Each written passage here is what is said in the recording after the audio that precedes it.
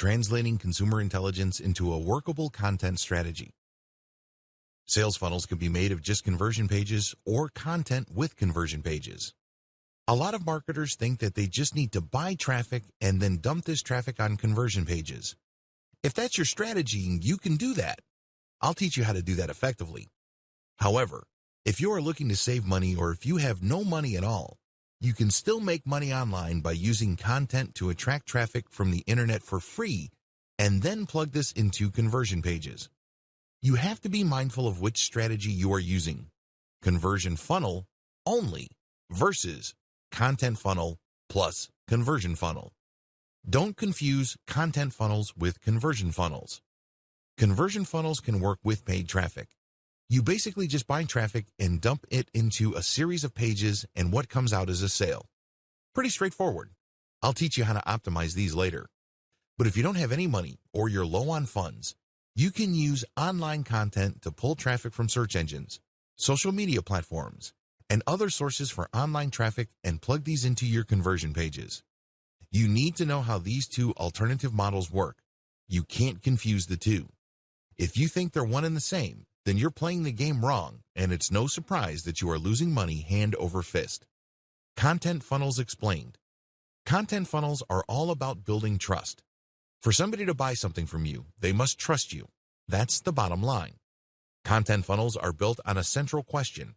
How do you get people to trust you online? First, you need to get them to understand that you know about their needs. Second, you have to get them to like your expertise or like your take or your understanding of their problems. This leads to trust. Once you get them to trust you, you can then push them to buy from you. The KLT process. KLT stands for know, like, and trust. Your content must be arranged in this way. The end result is trust. That's where you plug in your content funnel to your conversion funnel. The KLT process must drive your site's design, not the other way around. If you're going to create a content-dense website that uses a content funnel strategy, I suggest using the silo system. This starts out with general information, which is then linked to pages that have more detailed info. When people read these, it's easy for them to click from one page to the next, depending on how pumped up they are in finding more about the topic they're researching. These must be question-based so they're easier to digest. It's important that your whole website must be designed this way, so it seems effortless and doesn't take much thinking for people to navigate. They can start out very slow and low, basically on pages dealing with general information, and as they click, they get deeper and deeper into more detailed information until they get comparisons, and then they end up at trust pages, which essentially just push one particular product to them. What's important is that all their questions are asked as they go through the process. The KLT process must drive your promotion efforts. Now that you have set up your website based on questions, starting out with the K, knowledge pages, you must promote your site using your K pages. Well, what do I mean by that? Throughout the internet, people are asking questions. Maybe they're on Twitter. Perhaps they're on a Facebook group. Possibly they left a comment on a Facebook page post. Whatever form it takes. Usually people are asking questions, and when you look at how you should have set up your K pages, they're all about questions. Basically, you just look for these existing questions on the internet and then explain your content a bit, and then drop a link to your content. You're not spamming because you are answering a question and you are providing a resource. It all depends on how you do this. You can't just drop a link and expect the reader to put two and two together and realize that you're not spamming. No, that doesn't work that way. Instead, people will think that you are spamming your link. You have to at least put in the effort to connect the question that they asked, the answer that's on your page, and then get them excited about learning more by the topic and then dropping the link. If you do that, your link is no longer spam, generally speaking. Instead, your link is actually a resource because you made a claim, and then they can click on the link for more information. In other words, it acts as some sort of citation. This is not much different from reading an essay and basically being intrigued by a claim that's made, and if you want to investigate the claim more, there's a citation. The key to successfully using your K pages as part of your general online promotion efforts is to establish credibility and authority first. This means that when you're on forums, answer people's questions that may not have anything to do with your website. You have to be obvious with your need to help others. People hate traffic poachers. Basically, it's obvious that these people don't really care about the members of the community or the people reading their stuff. They just want to make money. You don't want to be that person, and how do you know you care? Share information. Go out of your way to help people, and then when you drop that link, your site will pull in people and then push them down the content funnel. The bottom line is to live by the old saying, people are not going to care about what you know until they know that you care. Get that? Good. Content funnels explained. It all starts with K. Your content funnel starts with your knowledge of your audience's needs. They're not there to screw around. When somebody looks up how to immigrate to Canada on a search engine, they're looking for a page that will give them legal information on how they can leave their country so they can become citizens of Canada. They're not there to research dog food. They're not there to vacation in Hong Kong. They're looking for a specific type of information because they have specific needs. A well-constructed K page gets to the heart of the matter. Cut straight to the point. A well-constructed K page in a content sales funnel addresses specific questions. For example, if somebody wants to immigrate to Canada, the first thing that they want to ask is, am I qualified? Do I have the right education for it? Do I have the right background and experience? Your pages should be set up based on these questions. There are great resources online you can use to find these questions. The most common, of course, is Google AdWords Keyword Planner tool. You can also use a tool called AskTheAudience.com. Whatever the case may be, think of organizing your K pages around questions because people work with their problems in the form of questions. By organizing your content around questions, you make them easier to promote. Please understand that the human mind tends to navigate and process information in two forms: questions and stories. It's much easier to produce content based on questions. They're short, they're choppy, and they're easy to process. Why should you do things this way? If you paid attention to the way you yourself process information from the internet on your mobile device, you would understand this clearly. When was the last time you opened your Twitter app on your mobile device and just read everything very carefully? Probably never. Instead, most people would scan. They would basically just keep scrolling down their Facebook timeline, and then if they see a keyword or an image, then they'd stop. That's how people process information, and if you ask me, that's the only way people can process information because there's just so much information on the internet.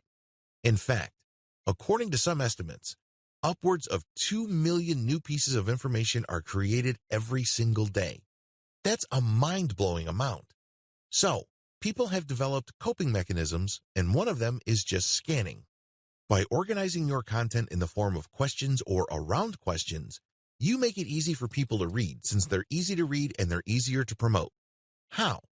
People are already asking questions related to your stuff on Twitter, Quora, and forums, and a variety of social media platforms. Your job is to find those places and slip your content into existing discussions.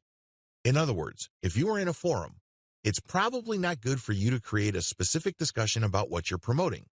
Believe me, people are not going to care. However, people will care when somebody already asked a question and then other people are giving their answers, and then you come in and come up with a much better answer and then supply a stripped down version of your content, and then you end with your link as some sort of source. That's how people will take you seriously. Of course, pay attention to what I said earlier. If you're going to all these places, make sure you build credibility and authority first. Don't just get in, spam, and leave. You're going to get banned if you do that. Organize your question-based pages around themes. Just as questions can fall under a certain category, you can create articles around questions and then organize these articles around a category. This is not just a housekeeping tip. You're doing this so you can maximize the value of each page. Interlink your K pages in your content sales funnel for maximum effect. You can't just interlink saying that there's another page somewhere in your website. You have to organize these links based on questions or concerns and tie them around certain themes that you know your audience members would be interested in. Make each page count. Don't just write content just because you have nothing else better to do. Every single word, every single paragraph, every single page must have a purpose. That purpose should be obvious to you by now. Your purpose is to push people down the conversion funnel. Whether you are using a content funnel or an actual conversion funnel, Your job with every new piece of content is to push them down to the next step, and the best way to do this is to amplify their desire or respect for your authority. Basically, you get them excited about the next step.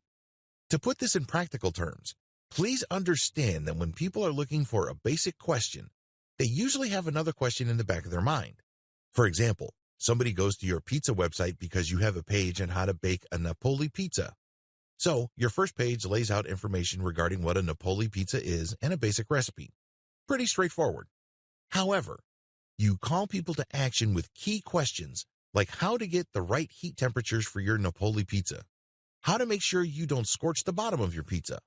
In other words, you start with general information that clues people in. That's what they are looking for.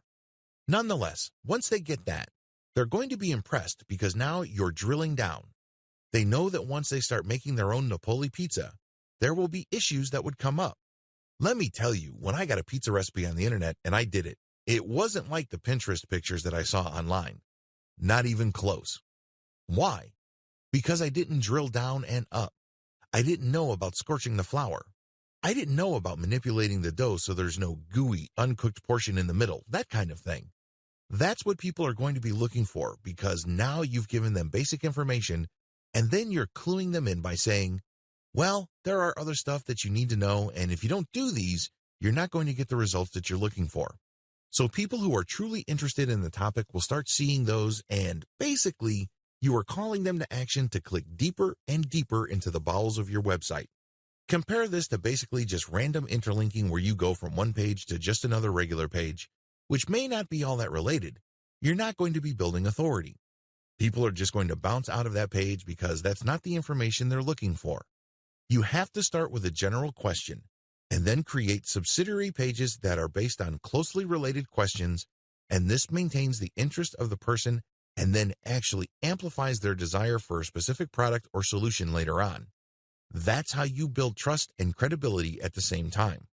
When they click on these links, they find themselves deeper and deeper into your website, and they give themselves more opportunities to really absorb the knowledge that you are giving them.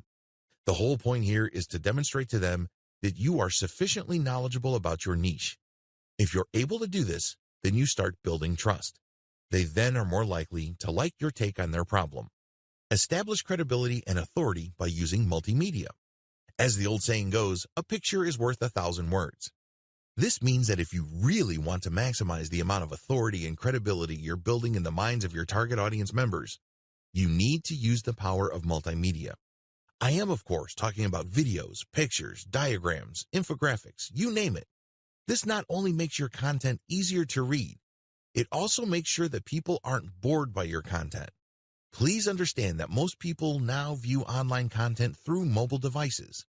They don't have all the time in the world to keep scrolling as you crank out massive blocks of text. You might want to break those pieces of text up. You may want to shorten those pieces of text and break up the boredom by using a picture, a diagram, or a video. If you do this, you are more likely to keep them on the same page, and you also increase the likelihood that they will click on a link to get deeper and deeper into your website. A quick word about third-party multimedia content. Please don't interpret what I just said in the section above into some sort of mad dash to appropriate other people's intellectual property. You can't just take a video off YouTube and embed it in your content simply because it's related to your content's topic. That might land you in hot water. You have to do it the right way. Whether you're using infographics from Pinterest, videos from YouTube, explanatory photos from Pinterest or Instagram, you have to respect the rights of the owners or creators of this content. How do you do that? Very simple. Give them attribution and link to them. I know you're probably paranoid about your website becoming some sort of traffic leak. I understand where you're coming from. You worked hard to create all this content, and you obviously worked hard to drive traffic to your site. It would be a shame to see much of that traffic go to these third-party links and never to come back to your website again. Believe me, I get that. However, here are some ways you can make these concerns go away. Make attribution links open in a new tab. If you're worried about losing traffic because of your attribution links, make those links open a new tab. This way, when a visitor to your website clicks on that link, a new tab is created. Your tab is still open. You haven't lost that person. They can look at that content, check out the website that created the infographic, that they're interested in. And then once they're done, they can close that and go back to your site. Pretty straightforward. Use materials from non-competitors. This is the most important piece of advice I can give you in regard to third-party multimedia content. Remember, you're using this multimedia content to make your content more interesting. You're using it to add life and context to your content. However, if you don't get the content from the right people, you will end up promoting your competitors. Who wants to do that? These people are basically pushing the same products and services as you. You just made their lives easier. I'm sure that's not your goal, right? The best way to do this is to look at the different infographics, videos, and explanatory photos and other multimedia elements that are closely related to your content, and then look at their sources.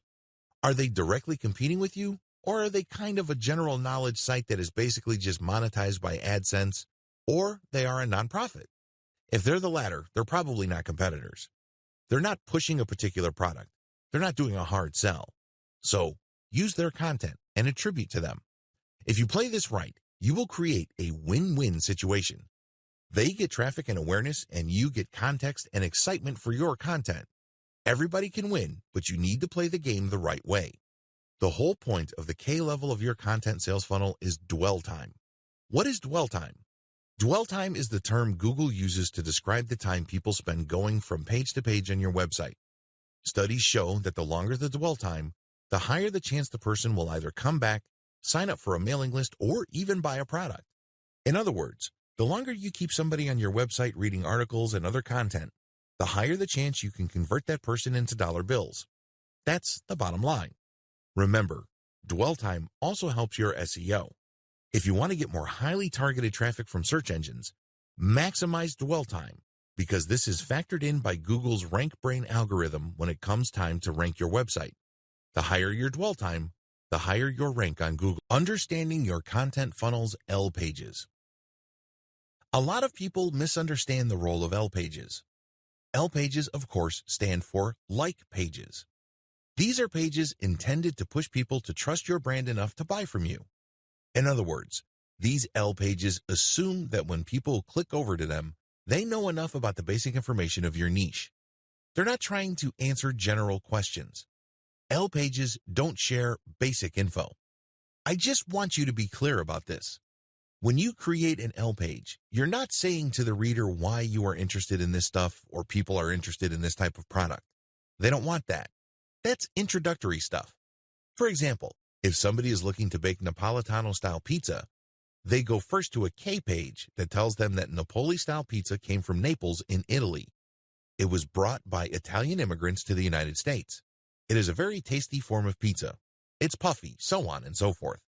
When people go to an L page from that original K page, they don't want to be told the same info. They already know the background. Now they want specifics, like how not to burn their Napoli pizza too much. What kind of pieces are available to produce the very best Neapolitan-style pizza? You get the point. They're looking for deeper information, which would then eventually lead them to buying a product.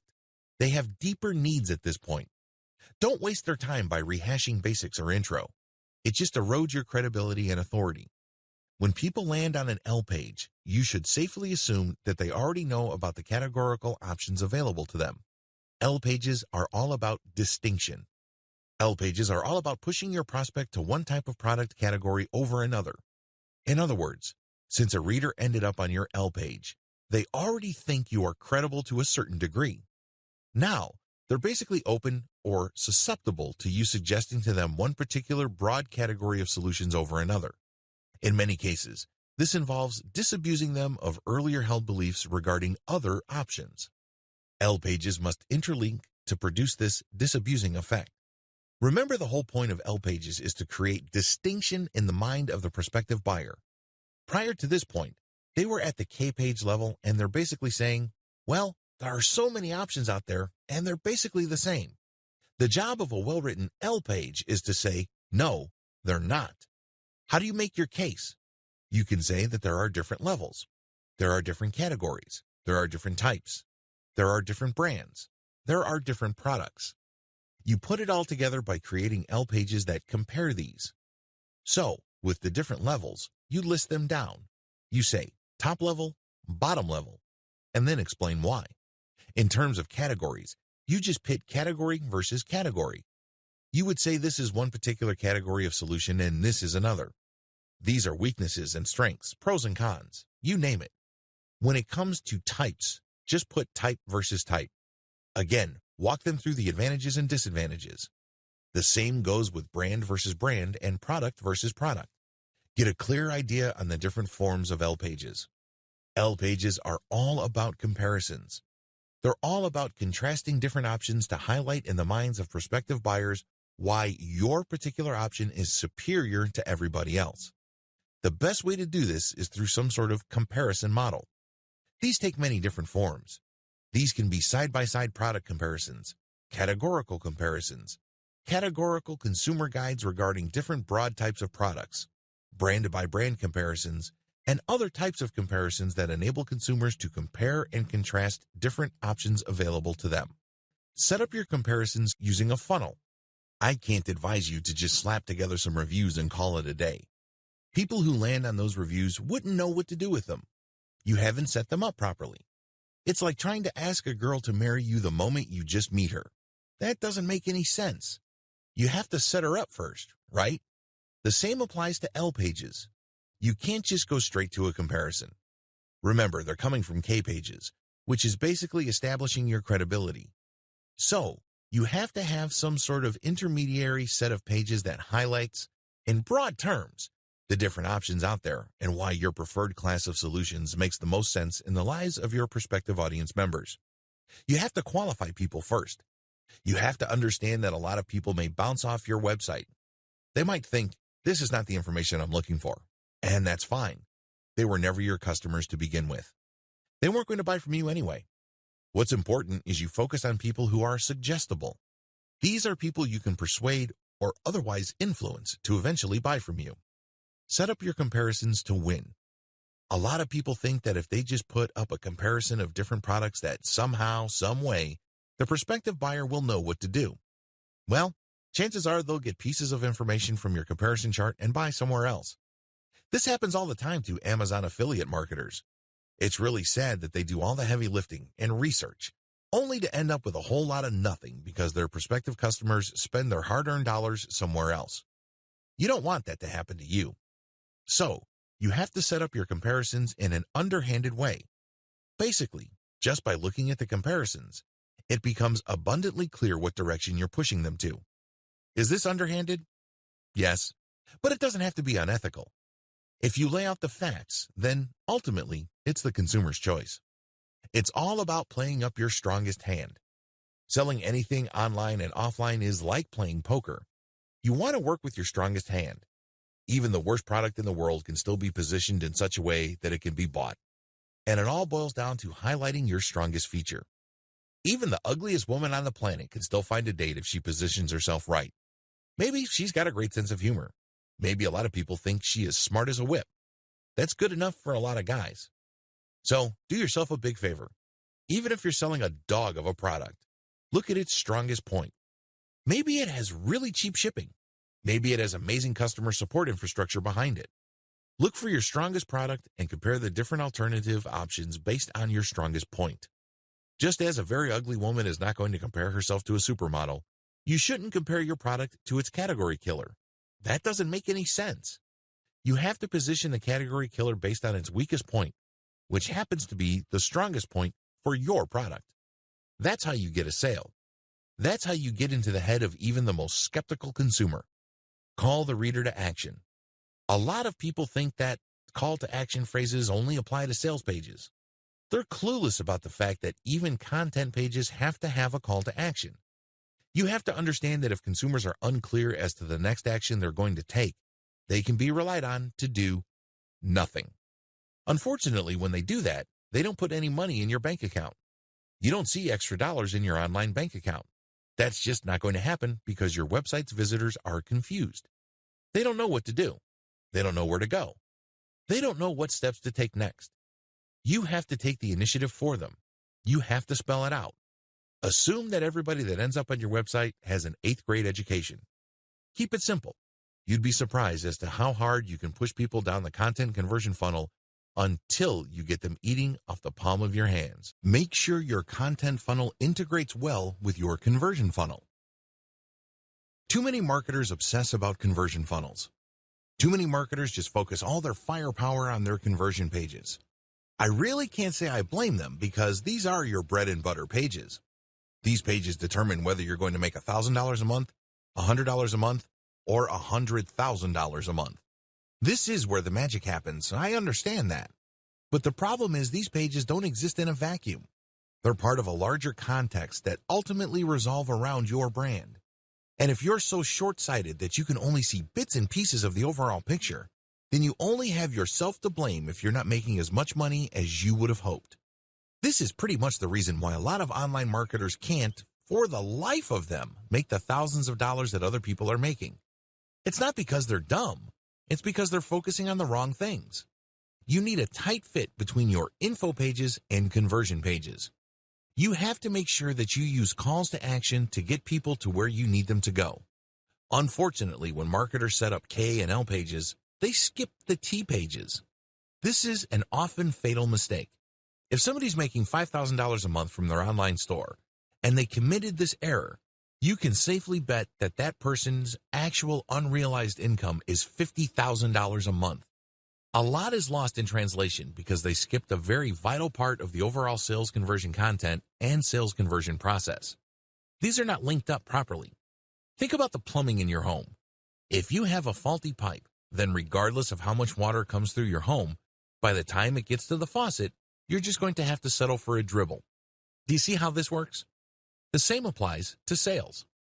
Don't neglect your T pages. T pages stands for trust pages. These are the pages where people go from liking a particular category of solutions or even collection of products you're pushing to trusting a specific product or service solution. The most common form of T page is an individual product review page. At the end of the day, once the prospect has gone from K page to the L page, they basically have a very good idea of what's out there and they're ready to decide. Now, they're basically properly educated. Your T page then should get straight to the point. It should basically just say, okay, these are the reasons why you should trust this particular product.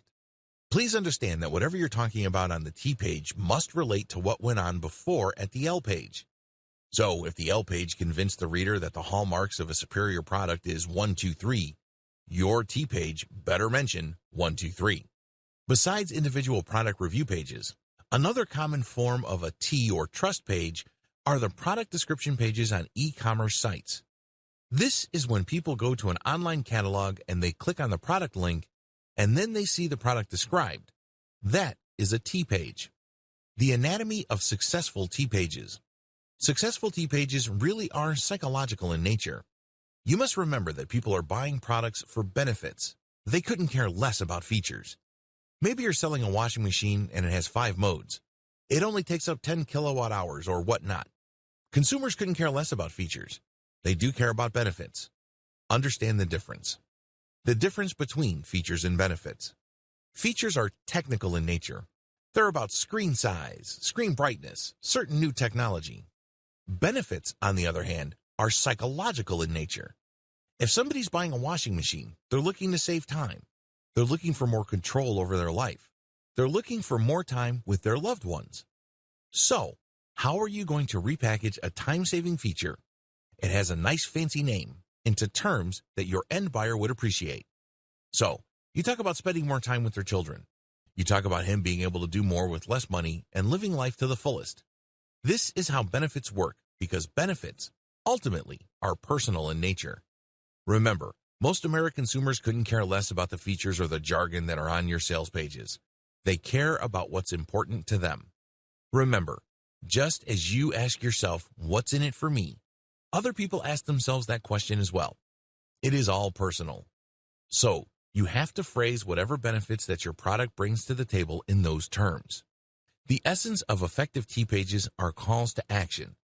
They have different forms, but the key to them is emotional impact.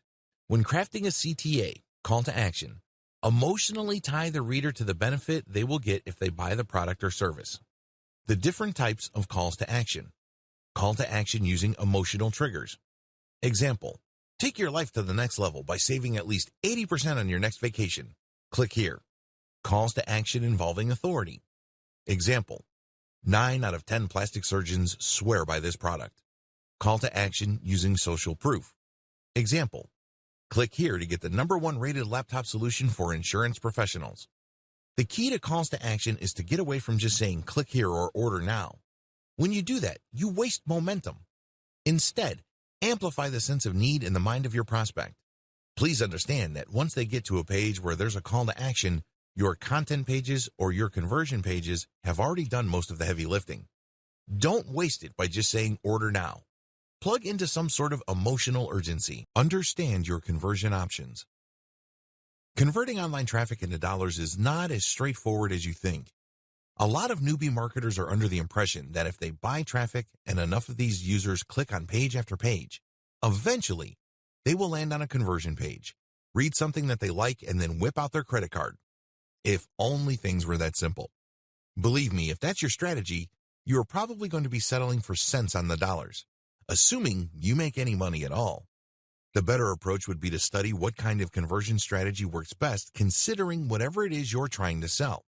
Different products and services need different conversion strategies. A lot of marketers are completely clueless about this because they think there is only one cookie cutter or one-size-fits-all solution to turning interest into sales. This is where they screw up, because selling a sofa online is very different from trying to get American grooms looking for Filipina brides. These are two totally different sets of needs, and you have to speak to them differently. In other words, your strategy has to fit the outcome you are looking for. There is no such thing as a one-size-fits-all conversion strategy. Different conversion strategies. If you are selling a high-ticket item, let's say a gold IRA conversion kit which can involve hundreds of thousands of dollars, you need to take it slow. You need to basically drip feed information to your audience so they can build trust over an extended period of time. And as they engage with your content and as they see your content again and again, that level of trust deepens until they go to the like stage, and then before you know it, they get to the trust stage and then they buy. Of course, this is not guaranteed. This is not a slam dunk. But you have to get the process going considering the dollar value of the transaction. If you're looking for somebody to transfer their retirement fund worth hundreds of thousands of dollars from one fund to a gold fund that you're an affiliate of, you have to invest in a long funnel that builds trust over an extended period of time. On the other hand, if you're looking for a quick sale, your conversion funnel can be shorter. In other words, you can basically tell the reader if they're going to ship or get off the pot. It's pretty straightforward. For example, there's no need to create a mailing list for certain types of one-time use product. If people are just going to use a product once, either they want it or they don't, because if you're going to build a mailing list which sends them update after update to try to remind them and push them closer and closer to the conversion end of the content funnel, you might not get there. It turns out that the reason why they got on your list in the first place is because they want your freebie or your lead magnet. There are very different conversion strategies, and each of these is manifested in different funnels. At the very least, there are 3. Page only. This model just uses one page to convert traffic. It doesn't matter whether the traffic is free, organic, or paid. This conversion strategy just uses one page to convert the visitor. Pay attention to how sales pages are set up. They're quite clever. They would start with an attention-grabbing header, and then they would try to pull the reader down the page. They would use all sorts of tricks to build credibility and stoke demand for their product that is being pushed.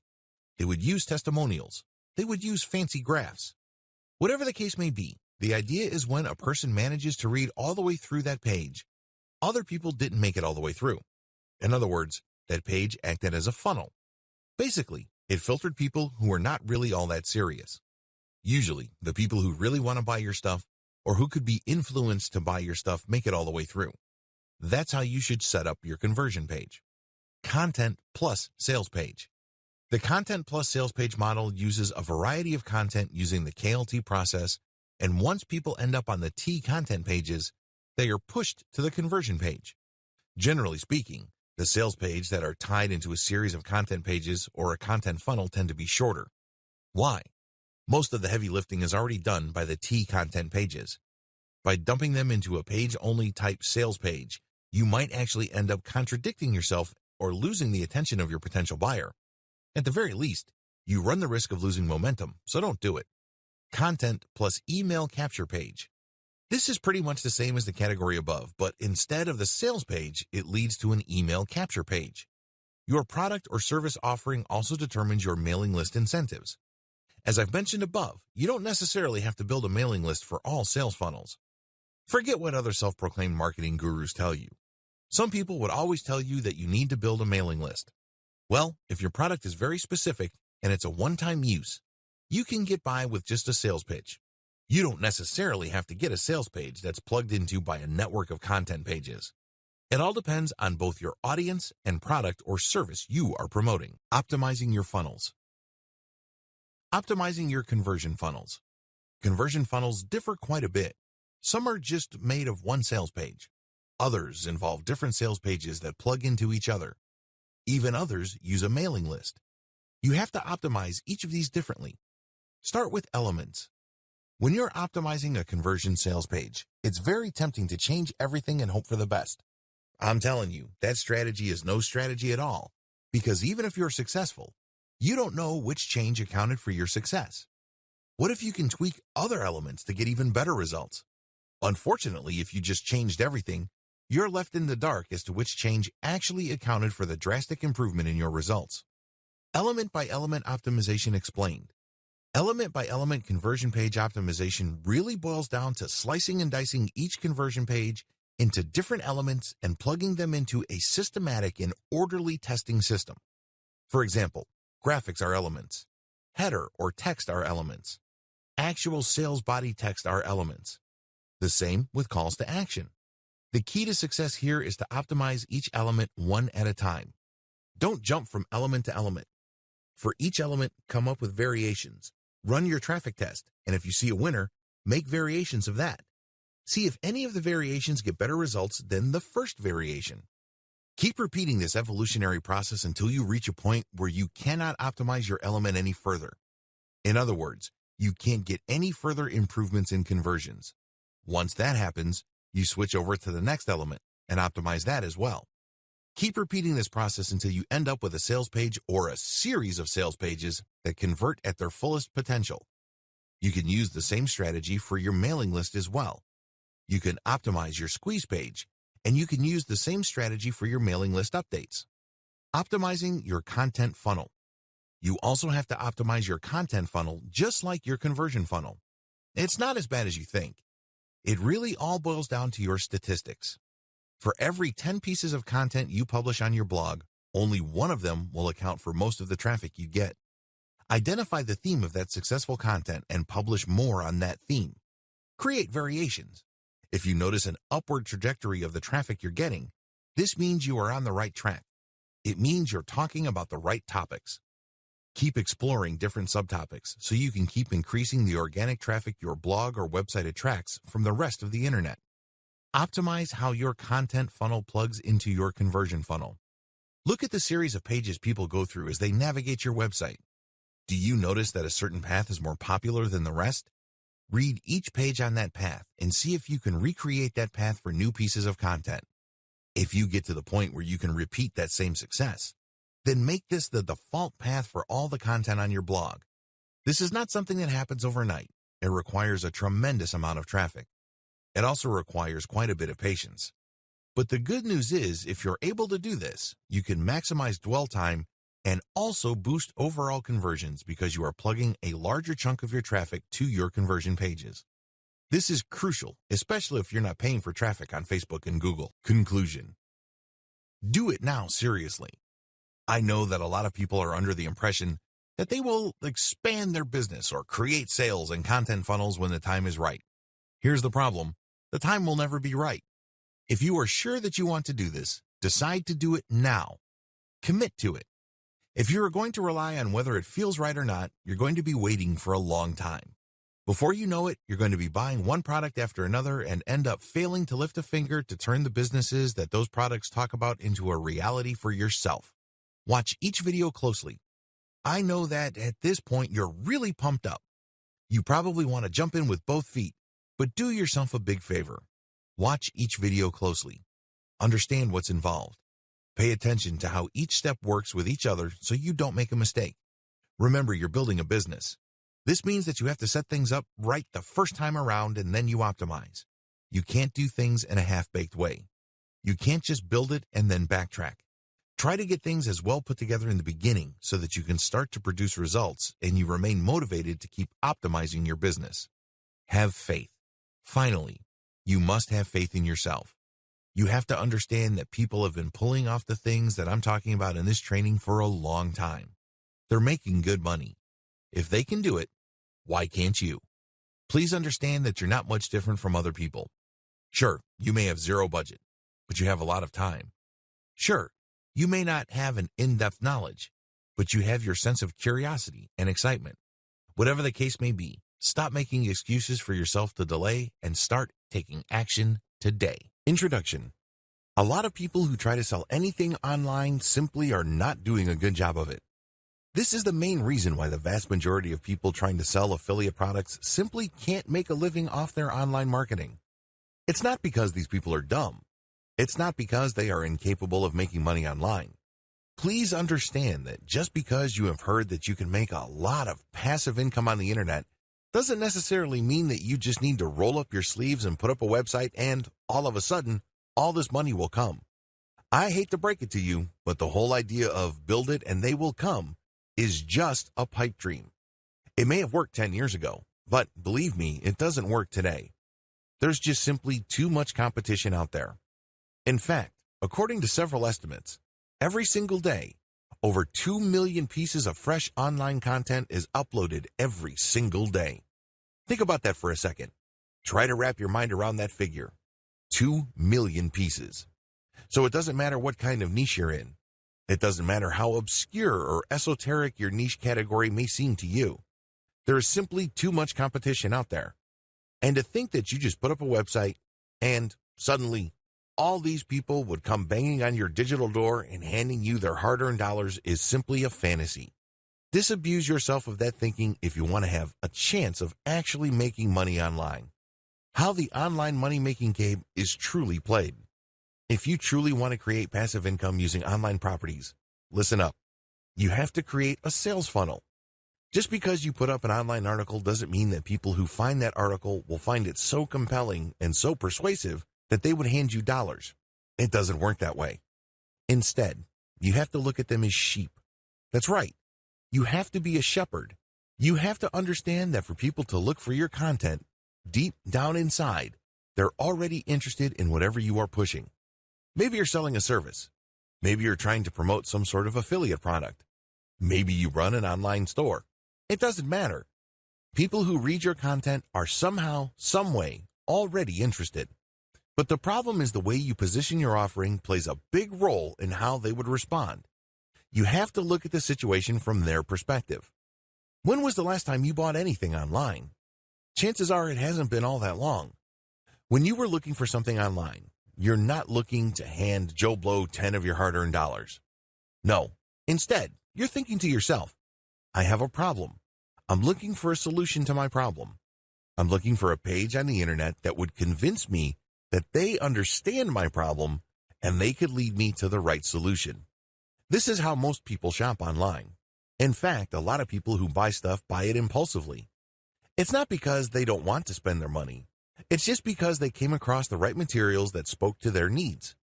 Even if their needs are not of the highest priority, they come across online content that appealed to those needs in the right way, so they end up parting ways with their hard-earned money. You can do the same. It all boils down to creating the right sales funnel. What is a sales funnel anyway? Look at how a funnel is shaped. It is like an inverted pyramid.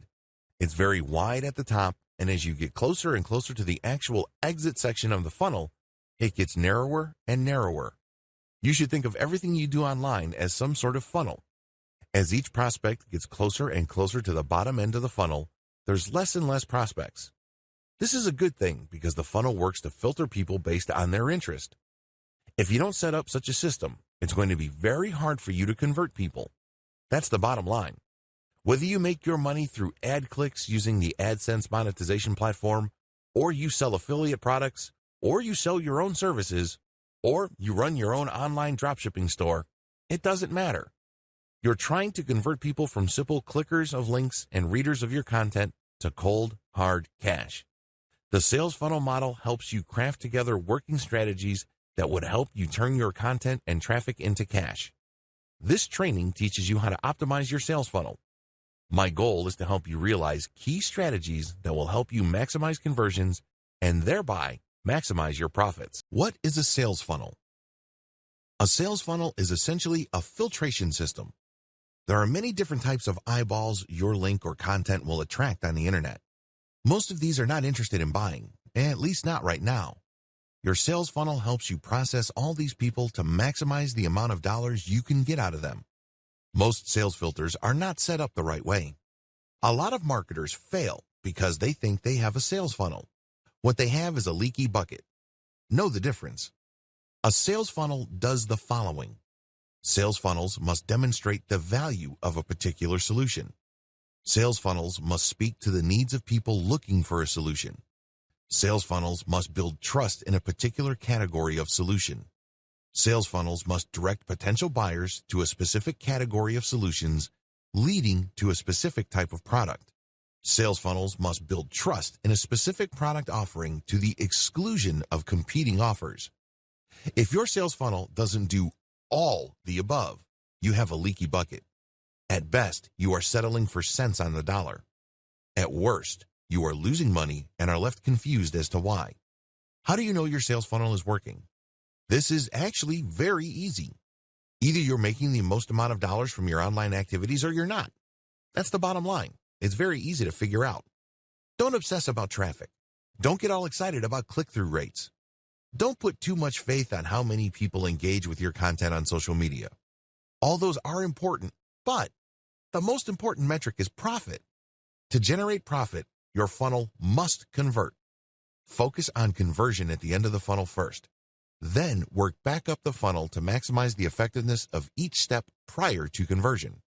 Sales funnels have different components. This is where people screw up.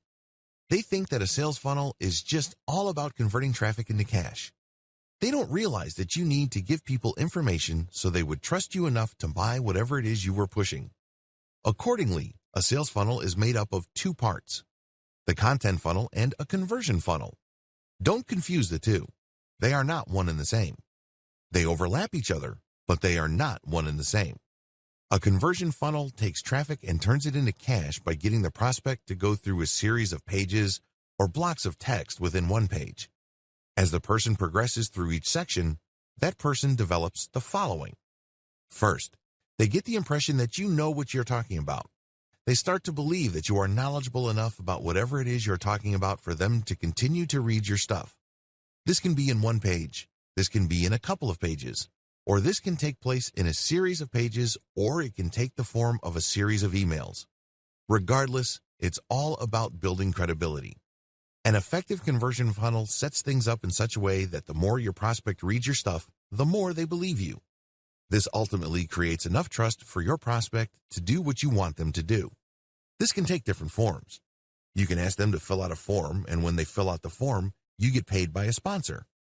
You can ask them to click on a sales link that says, "Order now." When they buy something, you get a commission. You can ask them to enter their email address and join your mailing list. Regardless of the form it takes, the goal of a conversion funnel is the same. It's all about getting traffic from the internet, filtering it down to a core group of people who believe you and trust your authority enough to do what you want them to do. What is a content funnel? A content funnel is a series of blog posts, articles, and pages both on your site and on third-party websites that step visitors through different stages of trust. At first, you get them to understand and believe that you are credible when it comes to a specific body of knowledge. For example, if people are looking for tips on how to deworm their dogs, your content funnel would start with material that answers basic questions regarding the deworming process. When people read these, they get the information that they're looking for, but they're probably looking for other information. Now that they know how to deworm a dog, is there a best way to do it?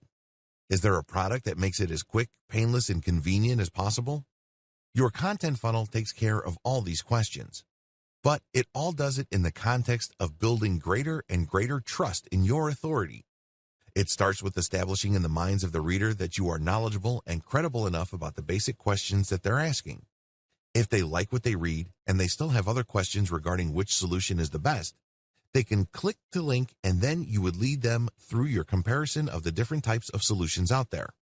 Again, these are not necessarily individual products. These can be just different ways to purge your dog. You can compare the different ways of purging your dog. There's a 100% organic way, and then there are the traditional chemical ways, so on and so forth. You compare these then to highlight to the reader that you can be trusted because you know enough to be able to compare, and then you suggest a specific solution, and then when they click through to that, they end up in a trust page. This is where basically you earn their trust by spelling out, usually in the form of an in-depth report or a review of the pros and cons of a specific product or solution. From here, you can then convert them. You can link them to a conversion funnel, or you can get them to sign up to a mailing list. Effective sales funnels start with product knowledge. Intimately know whatever it is you are promoting. Whether you're selling a product or service or you're an affiliate pushing someone else's stuff, it doesn't matter.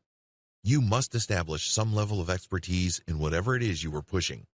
If you're clueless regarding what you're selling, how do you expect to gain credibility and authority in the eyes of people you're trying to get to buy from you? That's just not going to happen because you did not put in the time, effort, and energy to achieve that level of knowledge. Effective product knowledge is vital for both conversion funnels and content funnels. Some key questions you need to ask. What problem does your product solve? Think in basic terms. If you're selling something, it's because it solves a problem. If you're a real estate agent, you're selling a home. Why do people need a home? It's not what you think. They need it for location. Some people buy it for status. Other people buy it for a lifestyle. Understanding these different reasons and navigating your way around them enables you to tie these reasons with certain audiences so you can speak their language. Can you speak your audience's language? Most people always ask themselves, what's in it for me? You must understand this question and you have to answer it in the same language as the person you're trying to sell to. Otherwise, you're not going to make a sale. It's just that simple. You must present your product's value proposition in clear terms that readily answer the questions your customers are asking in their heads. Can you speak in terms of benefits? When people buy a Mercedes-Benz, it's not because they're just looking to get from point A to point B. If that's all they wanted, they could have bought one of many cheaper brands. You must speak their language. What is their reason? They're looking for luxury. They're looking for tangible proof that they can show to other people that they have arrived at a higher social status. That's the whole point of buying a Mercedes-Benz, a Ferrari, a BMW, or a Porsche.